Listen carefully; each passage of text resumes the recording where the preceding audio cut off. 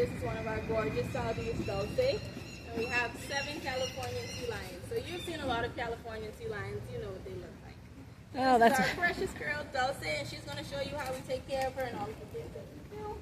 This is her trainer, Edwin. So every morning, the first thing that the trainers do when they come over, they do what we call nose to toes, or nose to flippers. And the reason for this is they're with animals every single night. They don't talk. You want to make sure you didn't get any new scratches or abrasions that we need to treat. Or if they are, how deep are they? Can we just let it go? Like, is it superficial or anything? They look in their mouths and make sure that they don't have any spines or anything from the fish kind of poking them. This is to be sore or painful for them. And as you can see, she's doing a really great job. yeah. Kind of just look like that. So here we do biannuals and quarterlies on all of our animals, which just means twice a year or every quarter we do blood work and everything else. We want to make sure that our animals are staying healthy, other than, sudden illnesses. So quarterlies are for our sick and our elderly animals. Again, we want to make sure that you're sick and you're elderly, you're getting taken care of a little bit more. And then our healthy animals just get a checkup twice a year.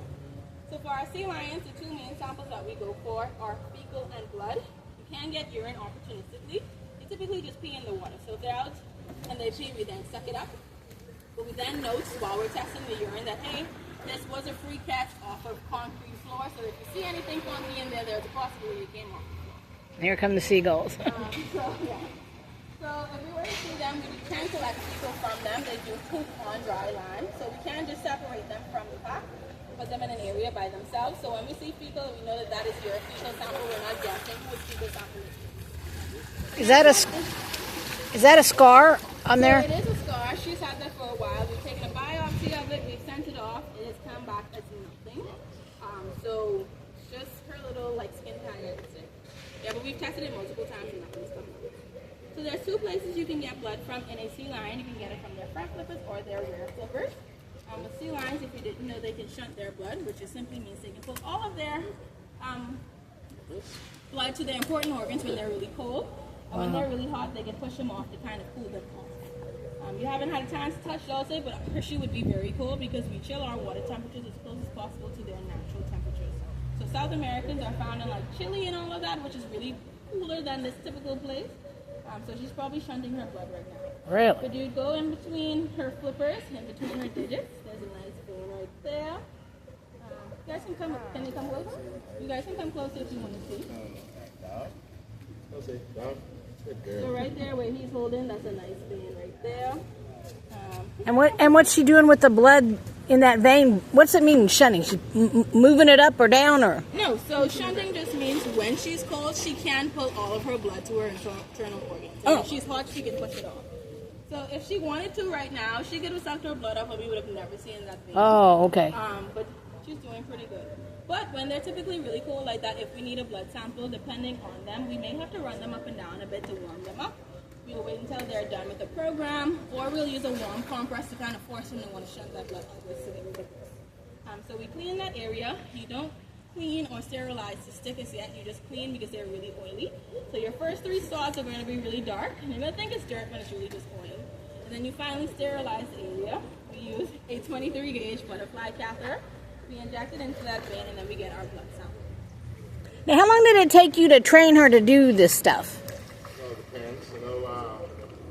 Certain behaviors could take a day or so. Really? And That soon? complex behaviors could be like weeks or maybe even months. Because she's really following you. Yeah, right? So say it's one of the How far we go back? Way back. Oh, my goodness. So another thing that we do here with our sea lions is we do body condition scores. So we weigh our birds every single day. Birds' weights can fluctuate daily. We weigh our sea lions twice a week, and we try to weigh our dolphins once a month. Our boys are really good with it. Our girls don't really like their weights weighed. So they kind of refuse sometimes. So we do body condition scores. This is another way to kind of gauge, are you kind of big or are you slimming down again? So before I ask, does anybody know what a body condition score is? Other than our doctor. So what a body condition score is, we're looking at that individual animal and saying, do you have an appropriate amount of fat to muscle ratio on your body? So I can never look at 2 animals because they're the same species and be like, well, I don't think you're fat enough because you don't look like that one. You have to think of that animal's specific limitations as to why they may not be it, or they may have a smaller stature. So again, we're looking at that specific animal and their fat to muscle our sea lions, I'm going to give you the score for what we're looking for, and you're going to give me a score. So when they're in this dorsal layout like this, if she was really skinny, behind her head she'd have a dip. You'd be able to see her scapula. You'd be able to see her spine. Her tummy will be sunken in. She gets scared, sorry. You'd be able to see her ribs, and then you'd see her hips. That was interesting. And if she was really fat, you wouldn't be able to see her stomach at all. There is a line here showing you where her spine is, but you can't really see it. You wouldn't be able to see that. And where she would have that dip, she would actually have a bulge. And then we ask them on their sides. So she reared up like that because you scared her some kind of way. Yes, so sometimes they are animals of prey. So they are animals of prey, so sometimes anything behind them can be scary. Oh. So when you ask them on their side, what you're looking for is, again, if she was skinny, you'd be able to see her sternum. Her tummy would be much sunken in. You'd be able to see her ribs. And then when they're on their side, at their hips, we do expect some type of indentation. But if it was really, really sunken in, she's really skinny. On the opposite side, if she was fat, if you were to palpate, you would not be able to feel her sternum at all. This tummy would be super round, and you would not see that indentation at all. So here we score on a 1 to 9 scale. You can also score on a 1 to 5, but we like to give them a little bit more leeway. So 1 being skinny as a toothpick, 5 being perfect, and 9 being big as a blimp. What would you guys give those? I'm going to go over here first.